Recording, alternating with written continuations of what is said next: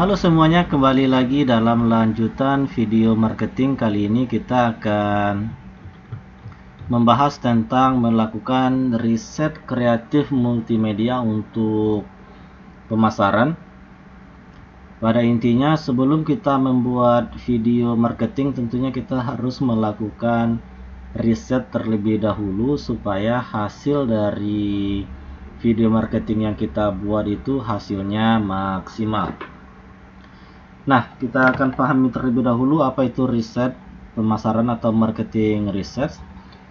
Merupakan sebuah proses yang perlu kita lakukan untuk memulai bisnis ataupun usaha. Hal ini tentunya bertujuan untuk memperoleh data yang objektif, ya, bukan subjektif, kemudian akurat, untuk selanjutnya dapat dijadikan acuan dalam membuat keputusan.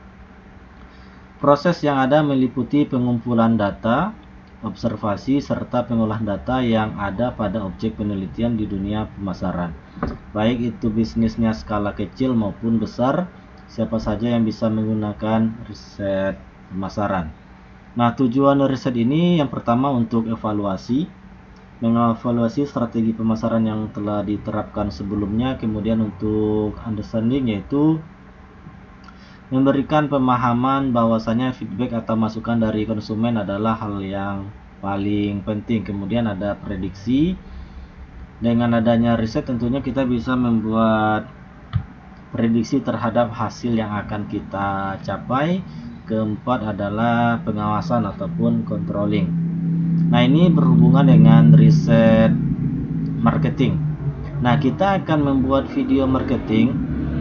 Riset marketing ini fungsinya adalah sebagai acuan bagi kita dalam membuat video nantinya. Karena ketika kita membuat video marketing tersebut, ya, butuh ide-ide, butuh masukan-masukan, butuh input. Nah, di sini kita bisa lihat riset pemasaran ini memiliki peran dalam strategi pemasaran. Jadi kita ketika membuat video marketing, artinya kan kita ingin memasarkan produk atau jasa yang kita miliki. Kalau kita tidak paham, ya, kita tidak paham dengan kondisi pasar, tentunya akan sia-sia hasil yang sudah kita laksanakan di dalam meng-create sebuah video tersebut. Nah, di sini kita bisa lihat peran dari riset pemasaran ini adalah menciptakan ide. Kalau ada riset tentunya ada input baru di dalam pemikiran kita. Oh, ternyata hasilnya A, B, atau C, sehingga kita bisa mengambil keputusan. Kemudian ada variasi pilihan ide. Kalau sudah ada riset tentunya banyak masakan, tentunya juga ada pilihan-pilihan atau alternatif yang bisa kita eksekusi. Kemudian dengan adanya riset ini juga mempermudah kita dalam mengembangkan konsep. Kalau konsepnya sudah kita kembangkan dengan maksimal, tentunya kita juga bisa mengembangkan dan strategi pemasarannya tentu akan jauh lebih maksimal lagi. Kemudian bisa mengembangkan produk, tes pasar. Kalau kita sudah memahami seluk-beluknya semuanya, tentu kita juga bisa membuat simulasi produk yang kita pasarkan nanti atau jasa yang kita pasarkan nanti melalui video marketing itu hasilnya seperti apa. Itu sudah bisa kita prediksi ketika kita akan membuat videonya. Nah, metode riset yang bisa kita terapkan di dalam pemasaran ini atau marketing ini, yang pertama adalah kuesioner. Kita gunakan sebuah formulir, kemudian kita buat list pertanyaan dengan jawaban. Nanti orang akan mengisi sesuai dengan data-data yang dia miliki. Tentunya ini membutuhkan waktu yang cukup panjang, tapi bisa disiasati dengan memberikan kuesionernya secara online. Misalnya bisa menggunakan Google Form dan segala macamnya. Hasil maksimal justru bisa kita menggunakan riset group yang berupa diskusi kelompok ataupun focus group discussion, ya, atau FGD. Dengan FGD ini tentunya hasilnya bisa lebih maksimal karena kita bisa langsung bertatap muka langsung dengan sumber data. Kemudian kita juga bisa melakukan survei Nah, survei ini biasanya bersifat acak, tidak terpaku hanya pada satu komunitas atau kelompok tertentu. Hal ini tentunya bertujuan untuk mengetahui gambaran umum dari masyarakat terkait produk yang akan kita pasarkan nanti. Dan terakhir, metode yang bisa kita gunakan adalah observasi. Nah, observasi ini nanti hasilnya tentu bersifat deskriptif karena kita mengamati suatu kejadian atau dasar sebab akibat. Observasi ini kita bisa langsung datang ke objek datanya, atau saat ini kita juga bisa melakukan observasi melalui sosial media atau mendatangi tempat tertentu. Observasi digital itu yang pertama, kita bisa melihat di Twitter melalui trending topiknya. Itu kita bisa analisa data di sana apa sekarang yang menjadi topik pembicaraan yang banyak dibicarakan per wilayah di Indonesia, itu pun bisa di kota mana, bahkan negara pun bisa kita cek di situ. Nah, yang kedua kita bisa melihat di Google Trends, bahkan data dari tahun-tahun sebelumnya di Google Trends itu bisa kita cek di sana. Yang ketiga kita bisa buka marketplace, entah itu Shopee, Tokopedia. Di sana kita bisa lihat produk apa yang laris, produk apa yang kurang diminati, dan segala macamnya. Tentunya kita akan lihat seller-seller yang sudah cukup punya nama. Nanti kita bisa amati, kita bisa lihat, oh ternyata produk A-nya lebih banyak dijual, oh ternyata produk B-nya sedikit peminat. Nah, itu bisa kita lihat di marketplace. Nah, sekarang kita bisa demokan prakteknya itu menggunakan Google Trends ya.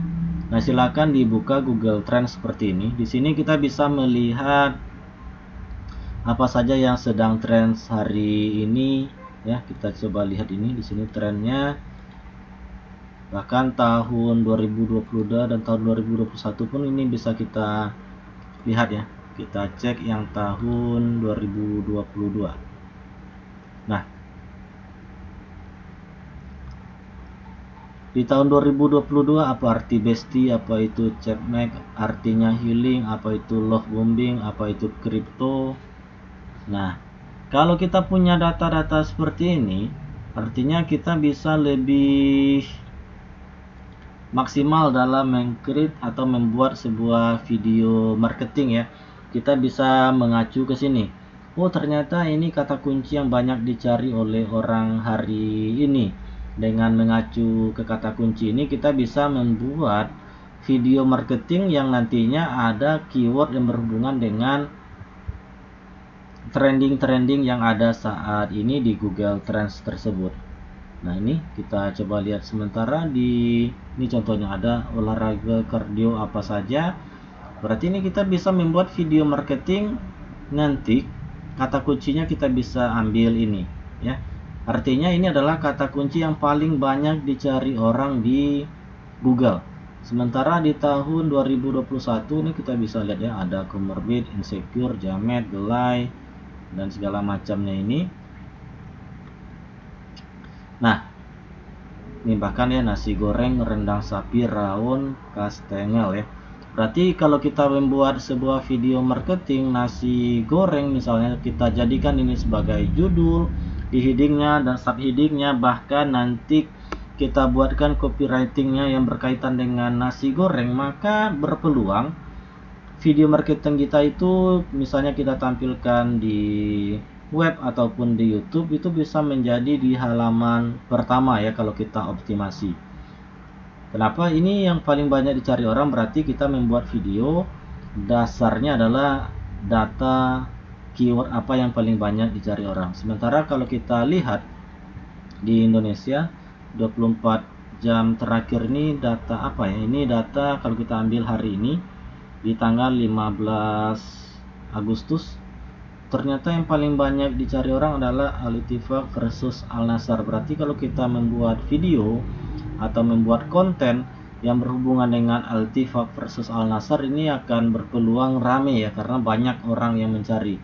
Yang kedua ada Jepang, kemudian ada halte Tendean kebakaran, Busan Aipak, Ismail Thomas juara Indonesia Got Talent ya.